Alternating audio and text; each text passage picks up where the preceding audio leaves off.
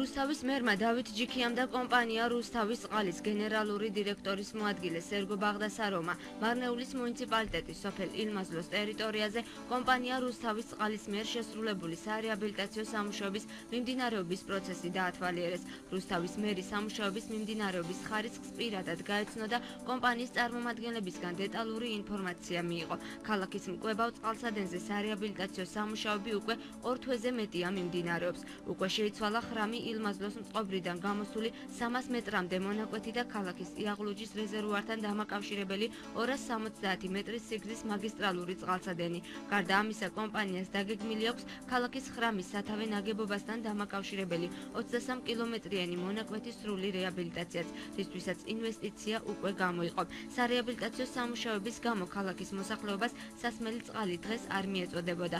კომპანიის წარმომადგენლების განცხადებით, ქალაქის წყალმომარაგება ხვალ ეტაპობრივად აღდგება. ქალაქის მერმა დავით ჯიქიამ შესრულებული სამუშაოების დათვალიერების შემდეგ ჟურნალისტებთან კომენტარიც გააკეთა. მისი განცხადებით, კომპანიის მიერ შესრულებული სამუშაოების შედეგად ქალაქის წყალმომარაგება მნიშვნელოვნად გაუმჯობესდება. თვის განმავლობაში სამუშაოებს აწარმოებდნენ და შევთანხმდით რამოდენიმე დღის წინ, რომ დღენახევით გაითიშებოდა ქალაქი, იმის გამო, რომ სისტემა მთლიანად შეიცვალა, ფაქტიურად იცვლება 350 მეტრზე 700-იანი მილიტი მონტაჟდება ახალი.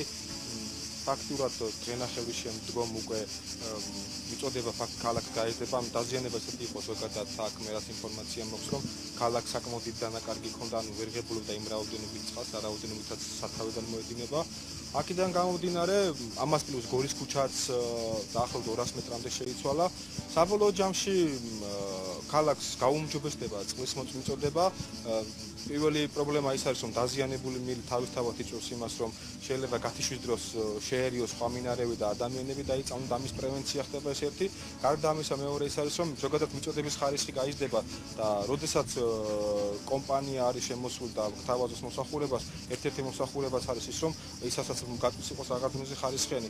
ასე რომ საკმაოდ კარგი ინიციატივა არის, საკმაოდ ძვირადღირებულიც არის, ესე რომ ვთქვათ, მაქსიმალურად შეეცადნენ და მე როგორც მაქვს ინფორმაცია, დღეს ქონდა საუბარი, ალბათ ხვალბილიდან უკვე დაიწყებენ სისტემაში, დღეს აღამოდან დაიწყება სისტემაში შესვლა და ანუ ხვალბილიდან ქალაქში ნელ-ნელა ჩართვები დაიწყება. ძალიან მოძველებული ქსელია და ძალიან ხშირი იყო მაღაზიაზე დაზიანებები, რუსთაველებმაც იგრძნობდნენ ალბათ მაგას, რომ ხშირად იყო ხოლმე. 2 თვეში, 3 თვეში ერთხელ მაინც აი აქ დაზიანების გამო იქნებოდა ქალაქში წყალი.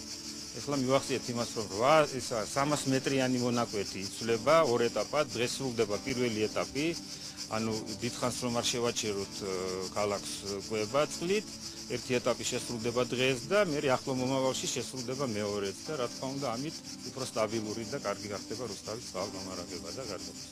ხვალ სავარაუდოდ 12 საათიდან დავიწყებთ ეტაპობრივად წყლის მოწოდებას რუსთავში.